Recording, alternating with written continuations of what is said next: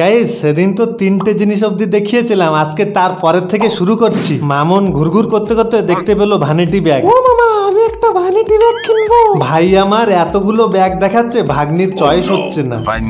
অনেকক্ষণ পর ভাগ্নির এই ব্যাগটা চয়েস হলো। এবার দেখলাম হাতের রিং কিনলো। মামুনকে দেখলাম লিপস্টিক কিনতে না কিনতে হঠাৎ বলছে আমি নেকলেস কিনবো। ও মামা, এটা আমাকে কেমন লাগবে?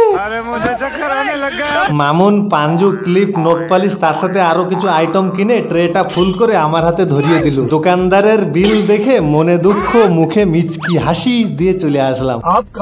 জ্ঞানী বাবা। ভাগ্নিকে সংগ্রামের দোকানে এনে চিকেন পকোড়া আর মোমো খাওয়ালাম। গাইস আজকে ফ্রাইডে, না হলে তো আমিও পকাত পকাত করে গিলতাম। হঠাৎ দেখলাম মামুনকে উঠে গিয়ে আমার জন্য এক গ্লাস জল এনে দিল। মামা তুমি খালি জল খাও, আমি মোমো আর পকোড়া খাই, কেমন লাগে?